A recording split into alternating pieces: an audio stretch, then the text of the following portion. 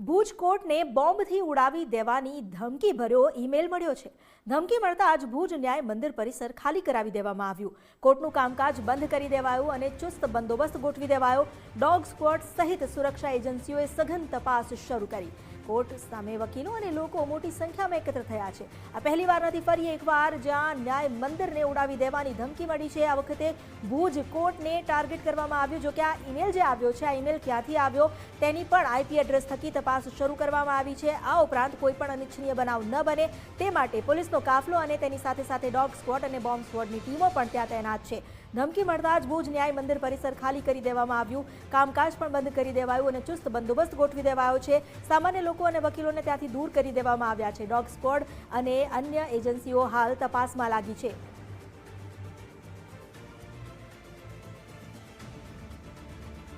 વધુ જાણકારી લઈએ સંવાદદાતા કૌશિક પાસેથી। કૌશિક, જે બોમ્બની ધમકી મળી આવી છે, ન્યાય મંદિર પરિસર તો ખાલી કરી દેવામાં આવ્યું, પરંતુ તપાસ ચાલી રહી છે। શું અપડેટ મળ્યા છે?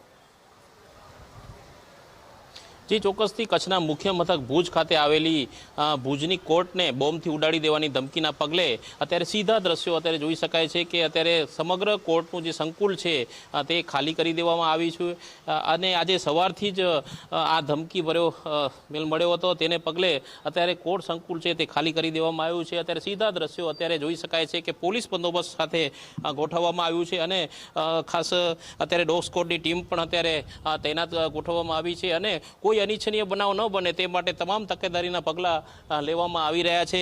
કચ્છના મુખ્ય મથક ભુજ ખાતે આ કોર્ટ આવેલી છે અને ખાસ કરીને જોવા જઈએ તો પોલીસ દ્વારા અત્યારે દરેક રૂમ છે, દરેક અત્યારે કોર્ટ પરિસર છે ત્યાં ચેકિંગ હાથ ધરવામાં આવી છે અને જે વકીલો છે અને તેની સાથે અરજદારો છે તેઓને પણ અત્યારે બહાર જવાની સૂચના આપી દેવામાં આવી છે અને અત્યારે સીધા દ્રશ્યો અત્યારે ભુજ કોર્ટની સંકુલના બહારના પણ અત્યારે જોઈ શકાય છે। જ્યારથી ધમકી મળી છે ત્યારથી જોવા જઈએ તો અત્યારે તમામ તકેદારી લેવામાં આવી રહી છે અને ખાસ કરીને જોવા જઈએ તો અહીં કોર્ટને પરિસરની બાજુમાં જ અત્યારે જિલ્લા કલેક્ટર ઓફિસ છે, તેની સાથે સાથે સર્કિટ હાઉસ છે, ત્યારે તકેદારીના ભાગરૂપે અત્યારે બંદોબસ્ત પણ ગોઠવવામાં આવ્યો છે। જી, આભાર આપનો જાણકારી આપવા માટે। હાલ તો બંદોબસ્ત ગોઠવી દેવામાં આવ્યો છે। કોર્ટની બહાર નીકળતા વકીલો અને તમામ લોકો ત્યાં બહાર જ પરિસરમાં બહાર ઊભા છે અને ત્યાંની તપાસ પણ ચાલી રહી છે। કોર્ટને જે બોમ્બથી ઉડાવી દેવાનો ઈમેલ મળ્યો છે તેને લઈને પણ તપાસ સઘન કરવામાં આવી।